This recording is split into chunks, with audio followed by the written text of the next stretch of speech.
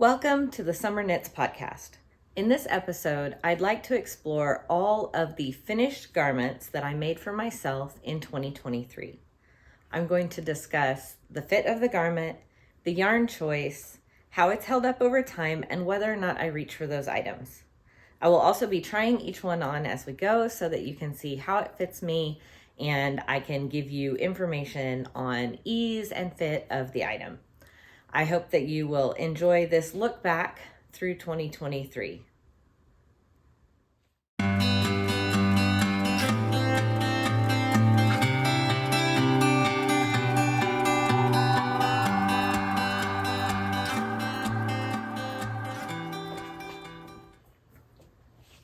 My first finished garment of 2023 was the Eclair Raglan by Laura Penrose. And this was a test knit that I did for Laura.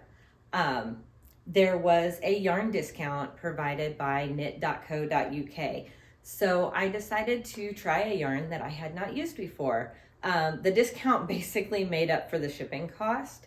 So that allowed me to try the Filcolana Peruvian Highland wool for the first time. And I really enjoyed working with this yarn. I love wearing it. I love everything about it. I would 100% use this yarn again. Unfortunately, I can't easily get it where I live unless I order from overseas, and I need to calculate in those shipping costs.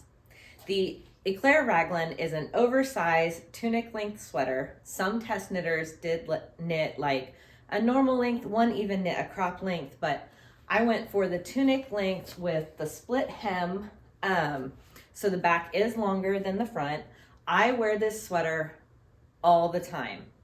I could absolutely see myself making a second one.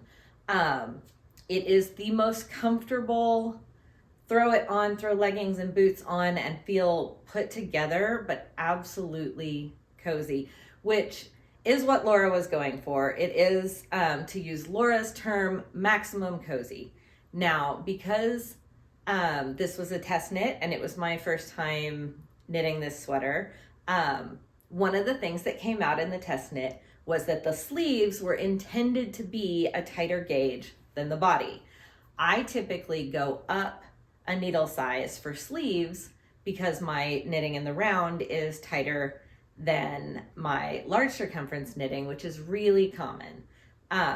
So I did what I normally do and went up for the sleeves. However, the pattern actually intends for that sleeve circumference to be smaller and your gauge to be a little bit tighter on those sleeves. So the sleeves on me are very loose, which is intentional in the design. They are supposed to be loose, oversized cuffs. I tend to roll the sleeves because I think they look more proportionate with my body. I'm very short and I'm very short-waisted, and I just like the look of having the big puffy sleeves rolled up. There's nothing wrong with the sleeves the way they are. If they were a hair tighter, I might leave them down more often, but I actually like wearing it this way to work or out, especially if we're gonna eat or something. It keeps my sleeves out of everything. If I'm knitting, it keeps my sleeves out of the way, and I like the look of it. So the Eclair Raglan is a 10 out of 10 pattern. The pattern is so clear. The cables are so memorizable. You can do it with or without the bobbles. I chose to not do bobbles on the back because I don't like the idea of having to lean back against them when I'm seated. So I only did bobbles on the front. This is the first garment I've done bobbles in because I've always been afraid that I would do them and then find them awkward to wear. But I actually really like them in this design. So the Eclair Raglan has quite a bit of positive ease. I believe that it's at least 10 inches that's recommended. It's a wonderful pattern, and I highly encourage anybody who's looking for the perfect cozy tunic to check out the Eclair Raglan by Laura Penrose. And I would 100% recommend the Peruvian Highland wool. It is wonderful. The only thing that stops me from wearing this sweater sometimes is that it is white. So if we are doing something where I'm afraid it might get a little bit messy with the kids, then I won't wear this because it is white. I could totally see myself doing this in another color that I would be a little less precious with, but I also like how I can dress the white up for occasions. I have a pair of more sparkly leggings, and this makes a nice holiday outfit that's still kind of casual, but the right accessories can dress it up just right. So the Eclair Raglan has been a very versatile make, and I absolutely reach for it all the time. My next finished garment of 2023 was the Trinigan, I'm not sure how it's supposed to be pronounced, oversized cardigan by Andrea Mowry. This is a like a 3/4 sleeve. It's a drop shoulder design with shorter sleeves that are quite wide, and that makes it easy to throw on top of anything. I wear it with dresses, I wear it with long skirts and tops, I wear it with leggings and a tunic. Like, it's so easy to wear, and it just adds that nice layer of warmth. I did splurge and allow myself to order the Spin Cycle Dream State for the little blips, but the main color is KnitPicks Chroma Twist, I think, or maybe it's KnitPicks Chroma Worsted, sorry. It's a blend. There is a bit of acrylic in there, I believe. And then the Spin Cycle Dream State is 100% wool. It's warm without being too hot for where I live, and I love it for that. It's mosaic knitting, and it went really fast because it is worsted weight yarn, and it just knit up very quickly. In fact, I think the part that felt the longest was this huge collar button band. There's no buttons on this, but because it is 3 inches of ribbing that goes all the way from one hem around the neck to the other. I really love the back details on the cardigan. I think that Andrea Mowry does really well with finishing details and just those little things that make your knits look so nice. I have not trimmed my ends because I'm terrible and sometimes kind of lazy about my finishing. And also, I've been too scared to wet block this because it's perfect the way it is, and I've steam blocked it a few times. I steam blocked it again when I took it out to wear the first time this winter because it had been folded for so long. I don't know. I'm afraid for it to grow, but I do know that wet blocking it could plump up the Dream State a little bit in the blips, so I may get around to it. It also means committing a very large section of floor to it drying and being willing to not wear it for a few days, which can be hard. I love the color. I know it's not everybody's cup of tea to have all the variations in color and for it to not be uniform, but actually really like how the colors flow in this, and I did a reasonable job of kind of making the sleeves feel similar, even though like row by row they're not exactly the same. And this color goes very well in my wardrobe. It's not most people's idea of a neutral, but with the colors that I tend to wear, it is pretty neutral. It's a great length. Absolutely recommend this pattern. The Chroma Worsted may not have been the best choice in yarn. Color-wise, it's amazing. Over time, I feel like it will stretch out more than if I had used 100% wool non-superwash yarn, which I believe is how the cardigan was designed. I believe that both the main color and the contrast color were 100% wool non-superwash yarn. And I could see how that would be thicker and maybe stretch out less over time and everything. But overall, I'm not too worried about it. It's a piece meant to just kind of hang on you, and I think that that's what I get with this. And I really love it, and I'm not sure if I would knit myself a second version. I don't know that I need a second one of these, but I could see knitting other oversized, buttonless throw on cardigans to add to my wardrobe. Next up for finished garments is my first Tosta Tee. This tee was made with Haiku Simplicity, which is a wool acrylic blend. It grew a lot, more than the swatch indicated that it would. Maybe I should have done a really big swatch. I tend to be kind of hurried in my swatching. It is so soft and so comfortable, and it is a summer t-shirt, and it breathes really well. So I'm not gonna knock it for any of those reasons, but boy, did it get longer than I thought it was gonna be. Which is fine. It's just got more ease and it's a bit longer than I thought. The neck is very open, which is fine in the summertime. I don't like anything super high up on my neck in the summer. This Tosta Tee, which, sorry, I should back up. The Tosta Tee is a pattern by Rebecca Clow of the Crayabea. And you've probably already heard about it because it was super popular this summer when it was released. And there are people who made like a half dozen for themselves. I think Rebecca herself made, I don't know, at least that many, maybe more. She just did a retrospective on all of her knits from the year. So anyway, I did a lace pattern, a lace motif that one of the testers had done, but there were no notes about it. So there was a link to the original motif, but clearly what the tester had done was very different from the actual lace motif as far as the line by line part. Hers were more spaced out and smaller, and so I kind of zoomed in on that picture and reverse engineered it and tried to figure out exactly how to center the lace pattern on the Tosta and all the things. It took a while, all the things. So if you are looking for this lace motif and you are going to do, I believe I knit a size 4 in the Tosta Tee. I have put very detailed notes in my Ravelry, and if you have questions, let me know. How I centered them, how many I did, the rows I did between repeats, because if you just follow the lace chart that's linked with the tester photo, it actually gives you tons of little flowers and they're all together and you end up with a very open shirt.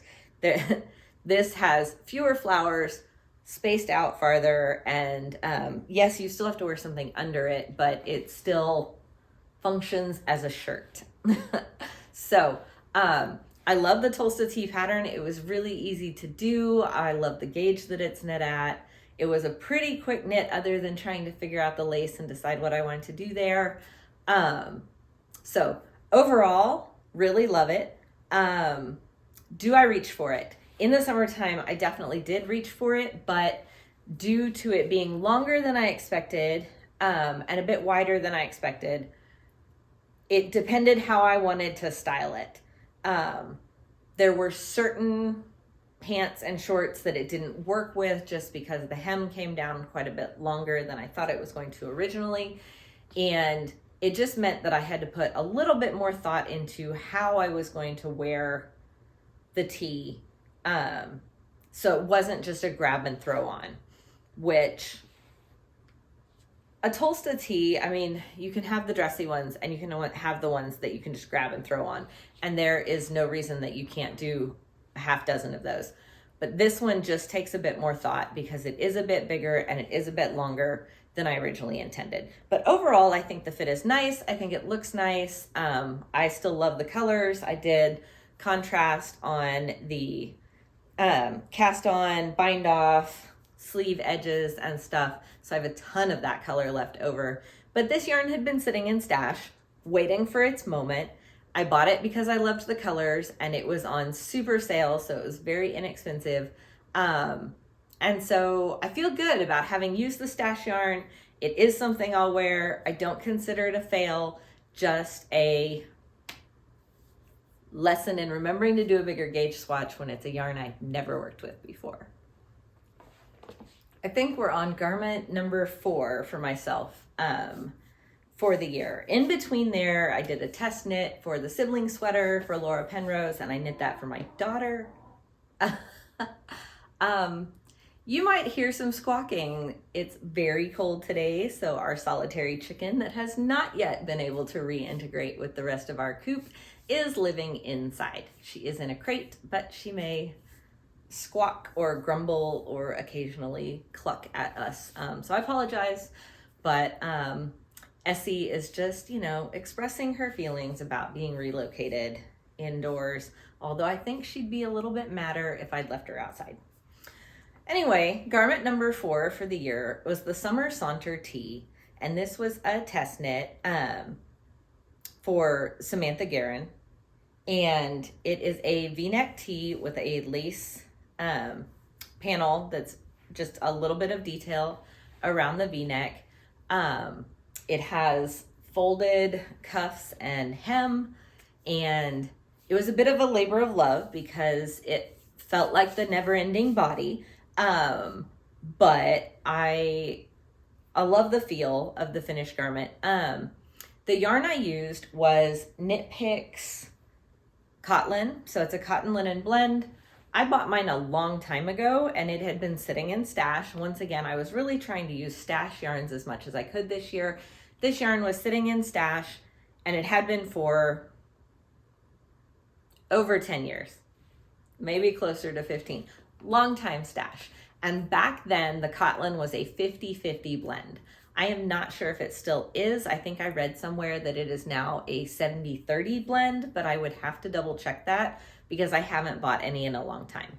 In fact, I have enough of this color left that I'm sure I could do a second tee of some sort. But the Summer Saunter Tee, it's designed to be a slightly dressier knit tee with the little detail at the V-neck. I do love that. I love how the top of it fits. The bottom of it flares a bit more than I realized it would, even though I did what was recommended as far as going down needle sizes for the hem, because for the folded hem, you do, I believe, go down a couple of needle sizes or at least one to do that and then fold it under. So I did all the recommended things, and I think it's just the yarn. The original sample, I believe, was in like a silkier or a bamboo blend of some sort that may have been a bit drapier than the cotton linen. The nice thing about cotton and linen, though, is the linen especially, the more you wear it and break it in, the softer and drapier it gets. So linen just really needs to be worn. And I did wear this a lot during the summer. It, because of where it hits, it worked really well with certain pairs of pants and stuff. It is another one that I had to be a little bit more thoughtful of what I was wearing it with. I have a pencil skirt that it worked really well with. I have a pair of work trousers that it works really well with.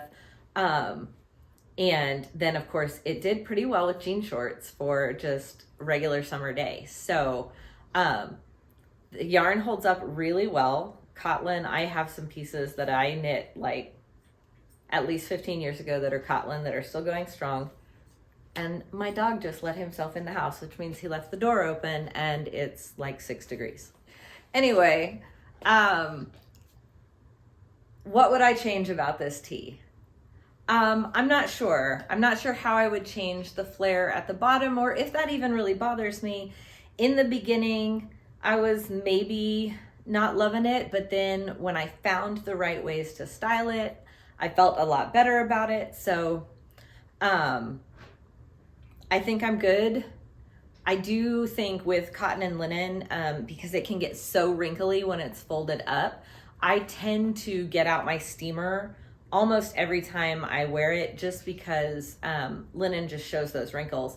So I pull the steamer out and just hit it really quick, and that relaxes everything, and then it's good to go.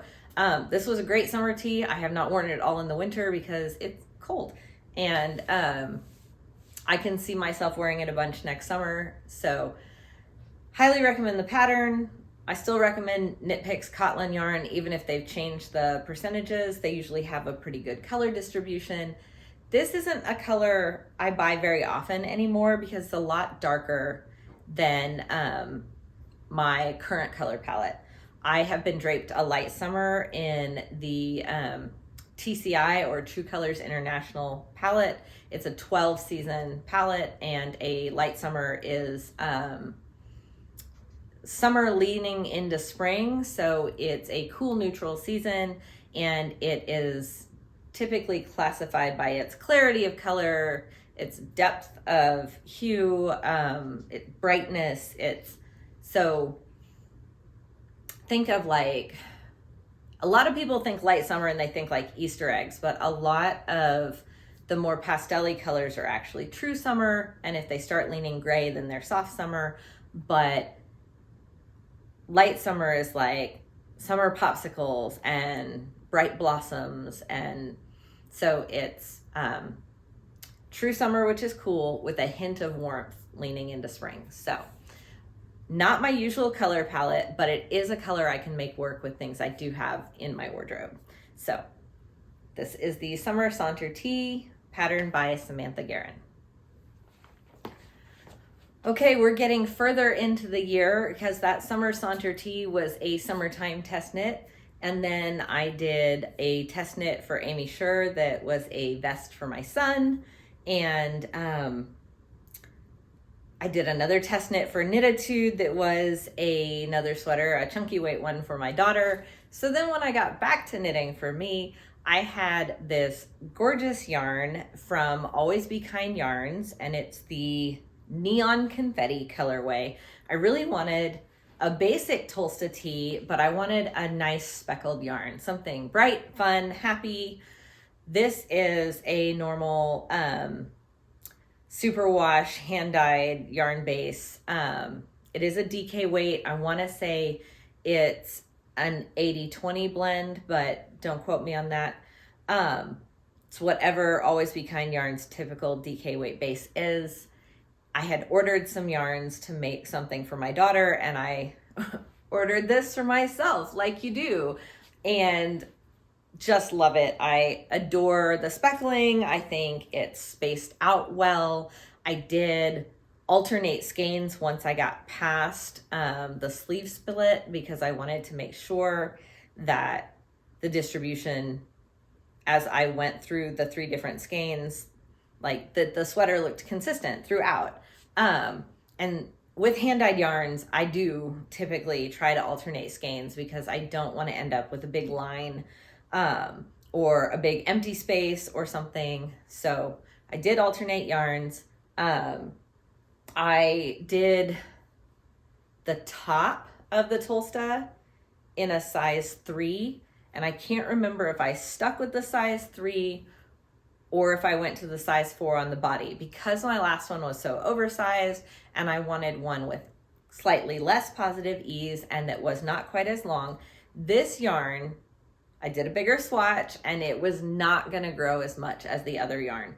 So that's what I can't remember, is if I increased, it could be in my Ravelry notes, if I increased to the size 4 at the bottom or if I stuck with the size 3 throughout. But I did cast on for the size 3.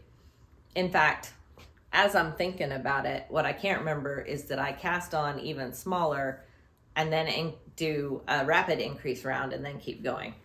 Man, I'm going to have to rewatch my old episodes to remember what I did. I'm a terrible podcaster right now, but I love this Tosta Tee. It's so fun, but I still feel like it's nice enough to wear to the office.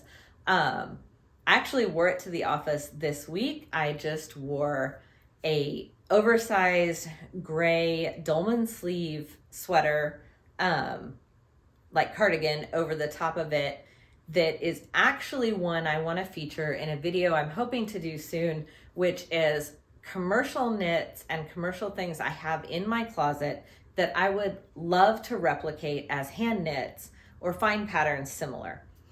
The closest pattern I found so far to that big cardigan is the big cozy cardigan, but it's not quite the same. And if you make it to that video, you'll see why.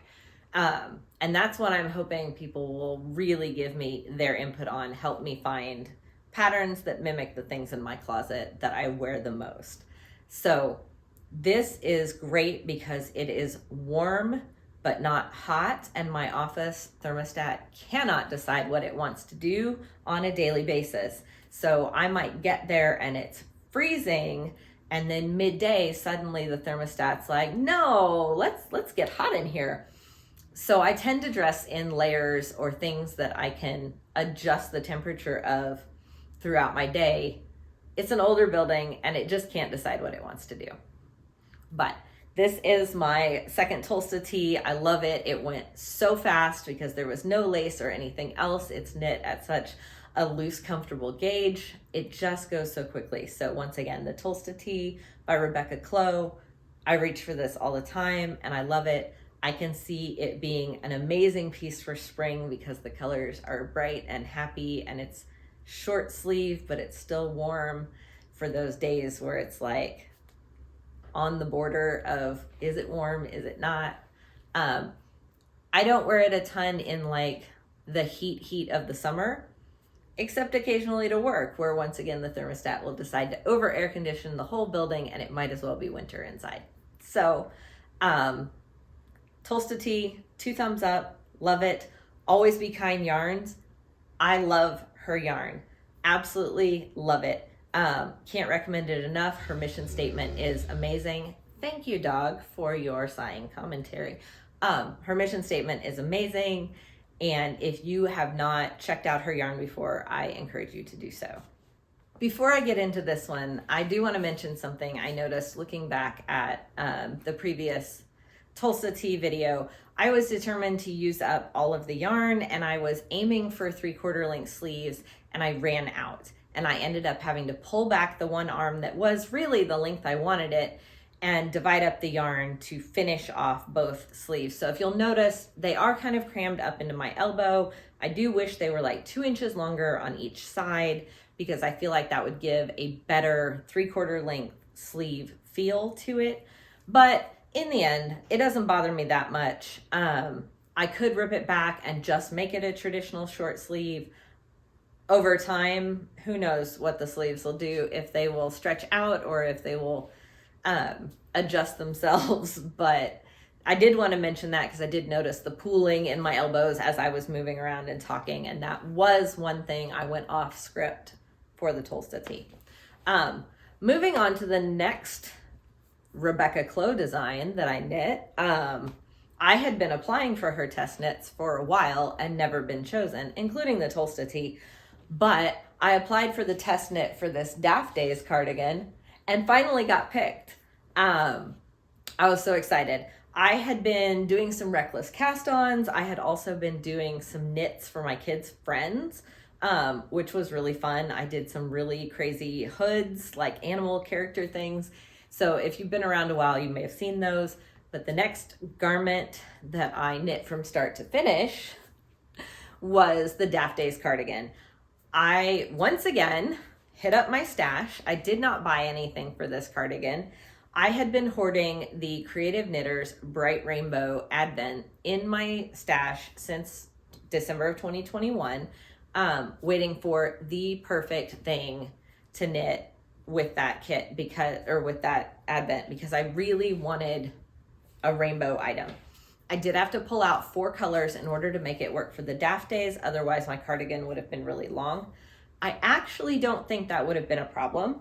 I think if it had been long, I would have just, it would just be a piece I wore open more instead of closed. Currently, I've mostly styled it closed because it took me a while to trim all of the ends.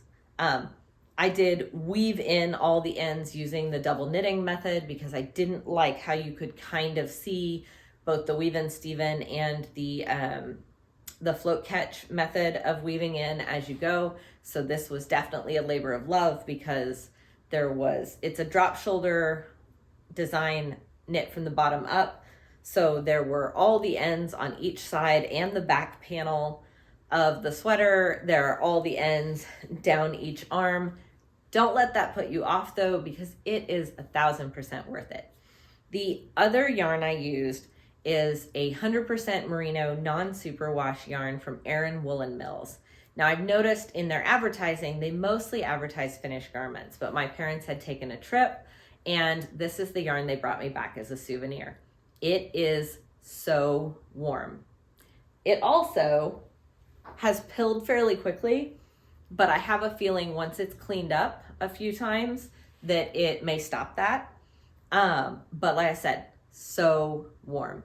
I didn't have any issues mixing the superwash fingering weight, which I held double, with the non-superwash DK Merino. That was not an issue. I didn't have any color bleeding and I did fully wet block this garment because even though I steam blocked it like multiple times as I was knitting it, just to make sure the fit was exactly what I wanted it to be, I did fully wet block it because I just really wanted all the yarns to bloom to their fullest potential. And steam blocking is great for fit checking, but I don't think you can beat truly wet blocking something for like really setting your yarns and everything blooming so that it can really be the best that it is. I love it. I love the sleeve length. It's perfect. They don't get in my way, but they're also not too short. My wrists are not cold. I have one more stripe lengthwise than Rebecca does. I just didn't want to cut it any shorter. I didn't figure I would be super comfortable with it being really cropped. This is knit in the same size as Rebecca's samples. It's the size 4. It has quite a bit of positive ease, you know, as a drop shoulder does. It's meant to. I can't say enough good things about it. It's a slip stitch pattern, so it's technically mosaic knitting, and that's what gives you all the visual interest. And I just love it. So highly recommend the Daft Days cardigan. I believe the charity portion of that pattern is over, but she did raise and donate a significant sum of money to the Fistula Foundation with both this pattern and the Daft Days shawl, which I've thought I might do at some point in the future. I have the pattern and maybe I'll get to it, but can't go wrong with this. Love it. Like I said, it's so warm. It's been perfect. I'm excited to see how much I wear it. I just finished it right before the deadline, so end of November. So I've only had month and a half to really see how much I reached for it, and part of that was Christmas. So so far it's gotten a decent amount of wear, and I hope to continue to wear it a lot throughout this winter and the following winters. I think it's going to be too heavy for spring and early fall in Oklahoma, just because we're not a super cold place. But it's an amazing winter sweater, and I want to explore different ways of styling it, both open and closed. But so far, it's been wonderful. While the Daft Days cardigan may have felt like a labor of love due to all the purling, the true labor of love in 2023 was this dress. So this was a test knit for Aimee Sher, and it is the Weekday dress. It also comes as a pullover. You get the information for both in the same pattern, and it comes with options for long sleeves or short sleeves. I knit this dress entirely out of Nutiden, and given where I live and how I say it today as it's like wind chills and the ridiculousness, it's normally not super cold. I opted for the short sleeve dress because I was afraid if I made a long sleeve dress out of Nutiden, it would be so warm that I would never get to wear it. I call this a labor of love simply because of the amount of stockinette that you have to get through to do the dress portion. The top went super fast, was very interesting. The yoke of this is knit with a faux cable raglan that's done with a very simple lace chart that was so easy to follow.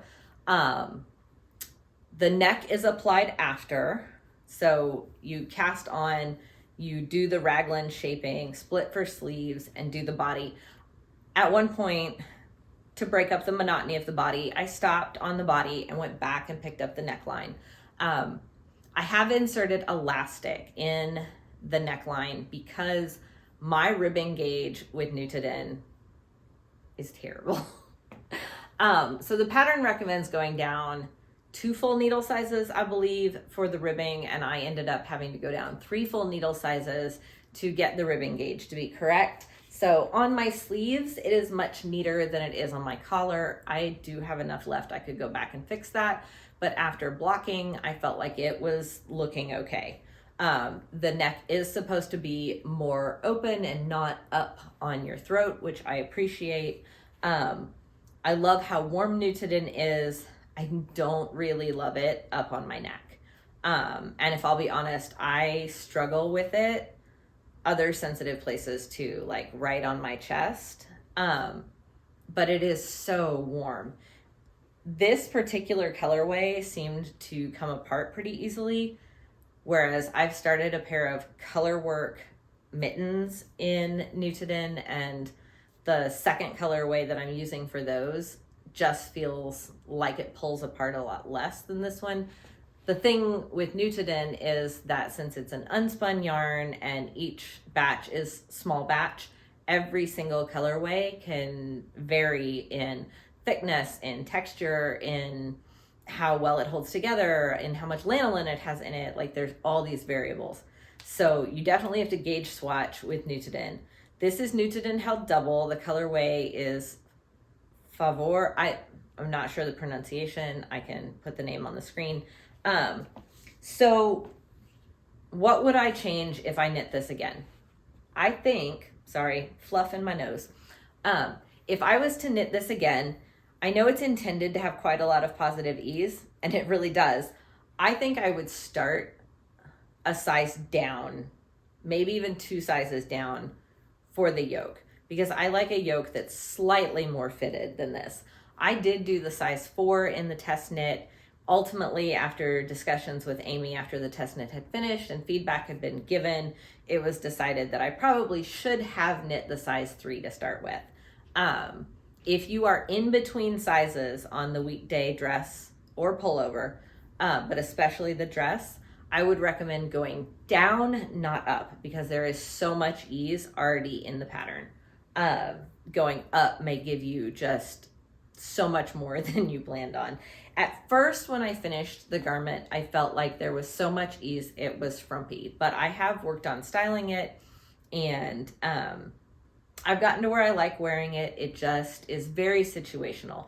It is a short sleeve, thick wool dress. So I have not yet worn it with tights. I fully intend to. I think that that'll be a really nice styling for dressing it up a little bit.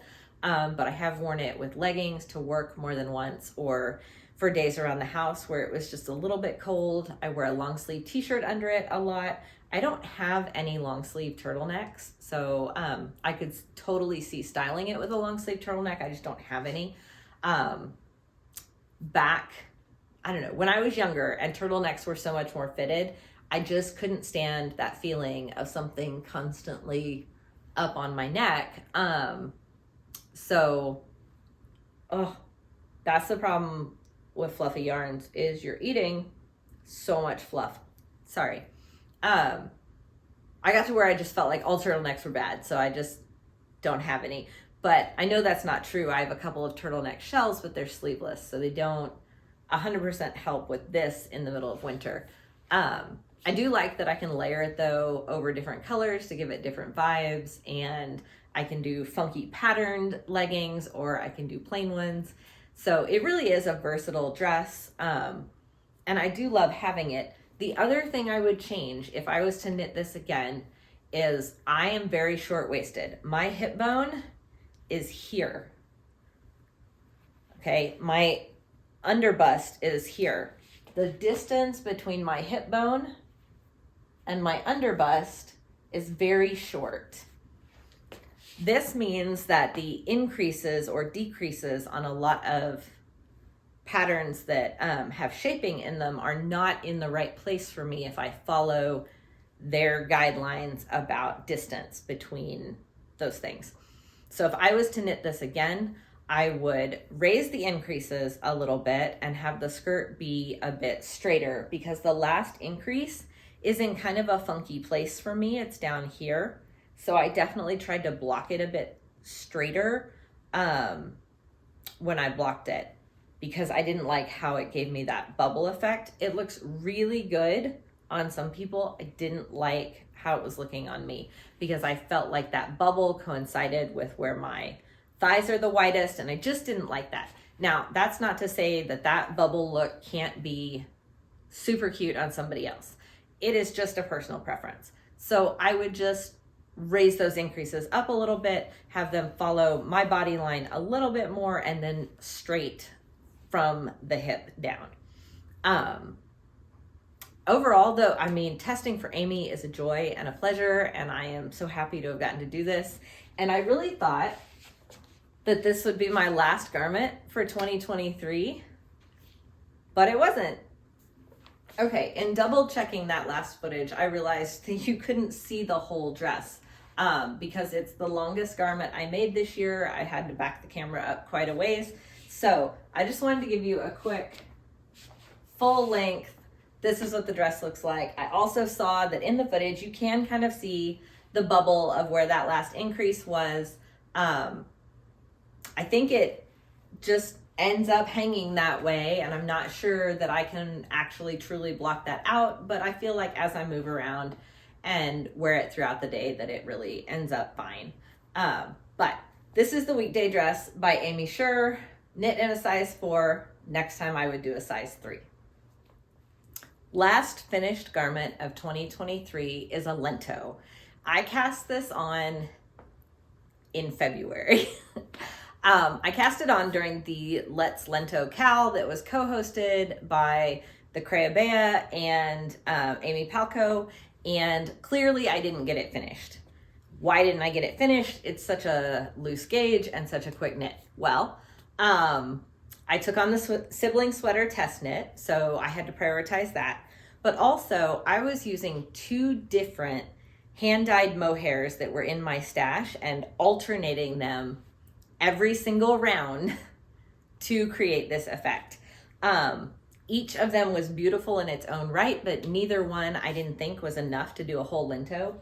In hindsight, weighing my leftovers, I could have gotten pretty close, but I wasn't certain. Also, they had lots of similarities in them and just a little bit of difference.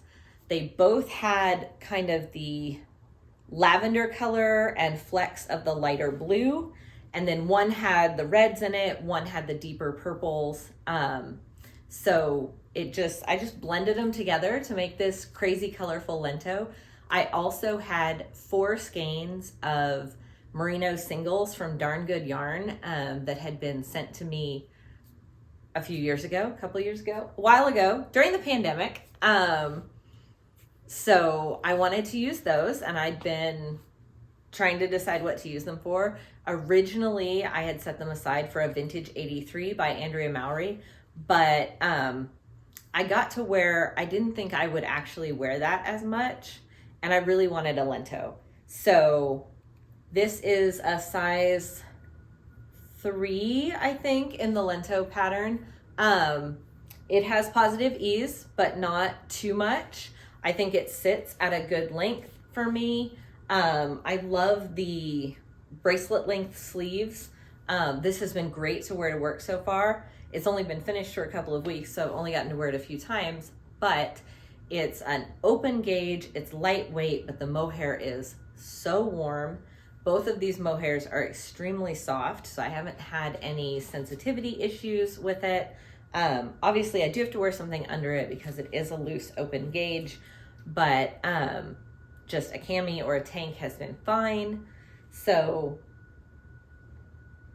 I don't know how it's gonna hold up since it hasn't been off the needles long enough to really know. I finished it either December 30th or 31st. It might have been the morning of the 31st. I really was pushing it to the wire, but I wanted to have one more finished object for 2023. So, and it means I picked up an old whip and actually finished it, which is excellent. I have another lento on the needles that you may remember if you've been around a while. It's my crazy pink unicorn barf lento. So far, all of my lentos have been crazy colored, but that's okay. They fit really well in my wardrobe. That one doesn't have any mohair. Instead, it has a strand of alpaca. The Holst Titicaca is held with some merino singles I got in an exchange that were variegated. So it's overall got a pink vibe, but it's super variegated. So it's the same kind of deal, but that one I'm not having to alternate mohairs every round, so it's a bit easier of a knit.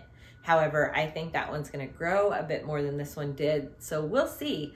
I will compare them when I finish that one. It just has sleeves left to do. This one, I had all but the cuff on one sleeve done when I set it aside, and then I needed to do the other sleeve. So once I actually focused on it, it went fairly quickly. I love this pattern. It was super easy. I did do the folded collar on this one like it calls for. I think on my other one, I just did a straight ribbed collar. I do like a good folded collar. I like how it lays typically, and also how easy it is to thread elastic through that sucker if you end up needing to pull it in just a little bit. But that is my year of garments that I knit for myself in 2023. And I hope you enjoyed this review of those things. I didn't have any major flops in 2023. I feel like there were some things that when I first finished them, I couldn't decide how I felt, but it was a matter of getting into my closet and figuring out what pieces worked with what and how to wear them. And now it has gotten easier to just grab the thing I want from the pile. So if you have a finished knit that you're just not sure about, sometimes it just takes a little bit of experimenting. And sometimes it's just not the thing and you want to frog it, and that's okay.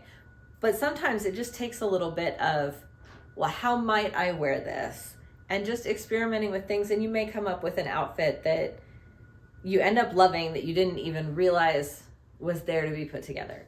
So I want to encourage you to experiment with your knits. I really, over the last few years, have made a point of wearing my hand knits as much as possible because I spend so much time and money on these things, you know, two major resources from my life. And so I want to enjoy them. So who cares if I wore it last week to work? I'm going to wear it again. And that's been good. I used to feel like I couldn't repeat things that often, but realized that as more people have gone the capsule wardrobe route, which I cannot do for other reasons, but I think that it's becoming like, how much do other people pay attention to what I wear, really? But it's becoming less of an issue. And if I grab the same purple sweater 3 weeks in a row, like, nobody actually cares. And if that's what's comfortable and makes me happy, then that's what I'm gonna do. I have built up quite a stash of hand knit garments. So this year, for 2024, sorry, I need a drink.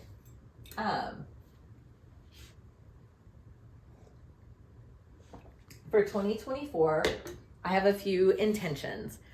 One of them is to shop my stash when I am looking for yarn for a project, which I did really well with last year. And I just want to continue doing that. I'm going to continue to track balls out of stash. I need to sit down and figure out how many total out I got last year. But I want to look at holes in my wardrobe and things that would fill them. And one of those things, and I talked about it last year and I still only made 2, was cardigans. I want more cardigans. I have cast on a cardigan for myself. So cardigans. There are some gift knits that I have on my list, and some of them I want to start early to have time with, but also I don't want to turn away from time-consuming or larger projects that I think would be extremely wearable or useful just because they're time-consuming or larger. If I have the yarn in stash and I know I'll wear that finished object, then why not put the time in? It may mean I don't crank out 44 projects in 2024, but that's okay because it was never a goal to crank out 44 projects in 2023. That's just what it ended up being. Between the hats and the garments and the test knits. The other thing I am trying to do is, other than a few things that I have committed to with Laura Penrose, who I love to test for, I am trying to make myself take a step back from test knitting, just because the pressure deadlines cause me to not cast on the other things that I want to for myself. And test knitting may mean that I don't always have yarn in my stash and I end up needing to buy yarn. So I already have yarn in stash for some things that are upcoming, but for the most part, I'm trying to not test knit unless it's something that I absolutely must have, would buy and cast on the minute it came out, and I have the yarn in stash for it. So those are just some quick intentions for 2024. I hope to film another video talking about what I've gotten up to so far in the new year. For anybody wondering, I did finish my temperature blanket on time on January 1st, and I will definitely show that in the next podcast episode, as well as I already have a finished object for 2024 beyond that, and some other new cast-ons. So I look forward to being able to chat with you about those things, and I hope you enjoyed this retrospective of 2023 in garments. Thanks for joining me, and I will see you next time.